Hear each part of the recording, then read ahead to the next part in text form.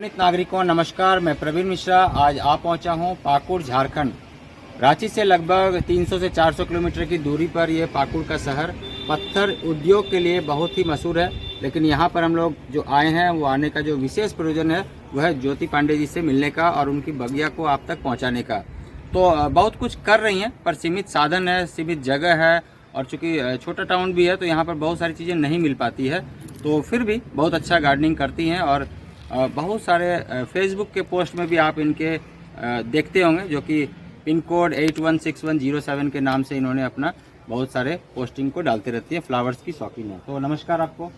आपको भी नमस्कार और सभी पर्यावरण मित्रों को, प्लांट्स लवर्स को। जी जी जी, आपका शौक जो है वो काबिले तारीफ है। एक और तो जो हम लोग फेसबुक में पोस्ट देखते हैं वहाँ तो काफ़ी अच्छा पोस्ट डालती हैं, लेकिन सजीवता के साथ देखने का एक अलग ही आनंद है। और इसी बहाने ऐसा भी लगता है कि क्या कुछ कर रही हैं या और भी लोगों तक पहुँचे। तो कैसा लगता है आपको ये सारी चीज़ों को करने से, ये भी बताइए।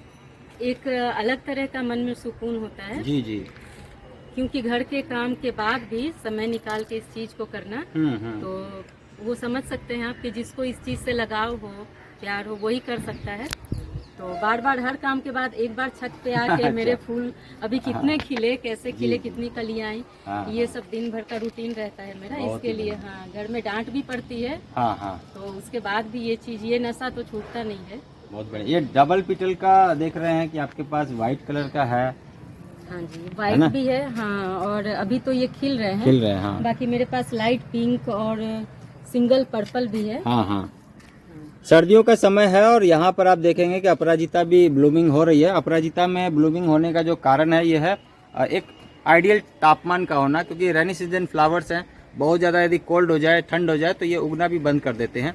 इसलिए ज़रूरी है कि हम लोग बारी बारी से हर एक पौधे के बारे में थोड़ा थोड़ा समझें इनसे। और यहाँ पर ये भी देख रहे हैं बहुत ही शानदार हाइबिस्कस आपका है, ये देसी है ना। बाकी मैंने कटिंग कर दिया है। कटिंग कर दिया है, एक को छोड़ा हुआ है अपने ठीक शौक है के लिए। ठीक है। यहाँ एक और टिप देना चाहूँगा कि जो भी आपके रेनी सीजन के फ्लावर्स हैं उनको नाइट में थोड़ा पानी दे दीजिए।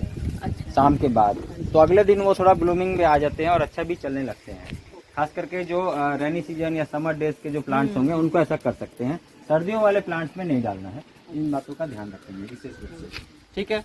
तो क्या कुछ चुनौती रहती है, कैसे मैनेज करते हैं अपने घर परिवार के बाद भी ये सारी शौक को कैसे जिंदा रखें, बताइए। चुनौतियाँ तो मतलब वैसे कभी तो बहुत ज्यादा टाइम मिल जाता है, ठीक है, तो सोच सोच के कुछ और भी ज्यादा काम करते हैं। कभी टाइम बिल्कुल नहीं मिलता है, ठीक है। तो बस वो टेंशन में रहते हैं कि जल्दी से वाटिंग करना है, या प्रूनिंग करना है, या फूलों की देखभाल करनी है, अंदर से बीड्स को हटाने हैं, ये सब।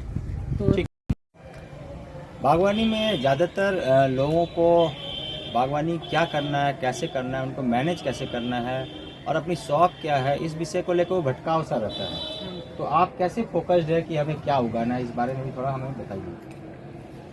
जैसे पहले मुझे ऐसा पता नहीं चलता था, बस किसी के यहाँ कुछ भी देखा तो मुझे भी अच्छा लगा। मैंने भी आके वैसे सोचा, कहीं से खरीद के लेके चले आए, लगा दिया। और कुछ दिन के बाद ऐसा होता था कि वो पौधा मर गया।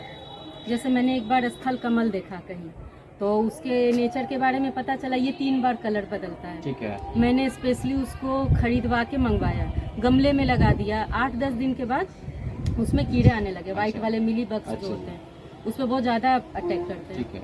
मुझे कुछ भी पता नहीं था इसको कैसे ठीक करना है, बस मैं उसको कोड़ती रहती थी, मिट्टी की गुड़ाई करती थी, पानी डालती थी, वो मर गया। पर जब से आपसे मिली, मैं ये जानकारी मिली आपसे ये सब, तो पौधे को लाना, उसको बनाए रखना बहुत दिनों तक, सालों साल चलता रहे, तो ये एक चीज़ है, ये एक टेक्निक है जो सबको जानना चाहिए, जो भी फ्लावर्स लवर, प्लांट लवर है।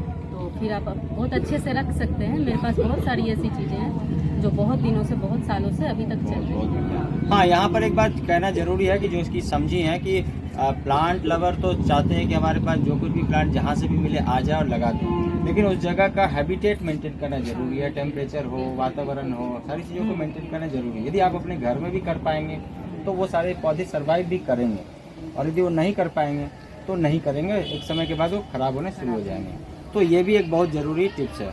तो आइए, और भी आप कुछ क्या लगा रखिए, एक बार दिखाइए, बताइए। ज्यादातर मुझे लगता है फ्लावर्स का ही शौक है। उगा लेती हूँ। अच्छा, विंटर में सब्जी भी हाँ है। जी, जैसे मिर्ची, टमाटर, बैगन। अभी मैंने बैगन का पौधा लगा रखा है, उसमें 2 बार मैंने उसमें से बैगन यूज कर चुकी हूँ। अच्छा, हाँ। बैंगन भी आया है, हाँ। ठीक है। एक बार ऐसा हुआ, मेरे पास बहुत सारी सब्जियां आ गई, हाँ जी। उसमें किसी चीज में मुझे बैगन की बहुत ज्यादा जरूरत थी, अच्छा। तो अभी मार्केट कौन जाएगा। हाँ। अचानक से याद आया कि मेरे पास बैगन छत पे है। हाँ जी। मैंने 2 बैगन चाहिए थे और 2 ही बैगन आए हुए थे। अच्छा। मैंने उस बैगन को यूज किया और सबको उसका स्वाद बिल्कुल ही अलग लगा। अच्छा जी। तो अभी तो 2 और थे इसमें, पर अच्छा। बंदर सब खराब बहुत ही करके बढ़िया। चले गए, पर बहुत- फ्लावर आ रहे हैं उसमें, बहुत ही बढ़िया। तो अभी एक बार और आ जाएगी। तो क्या संदेश देना चाहेंगे जो नए गार्डनर होते हैं या जो पहले से भी गार्डनिंग कर रहे हैं, उनके लिए क्या संदेश होगा आपका?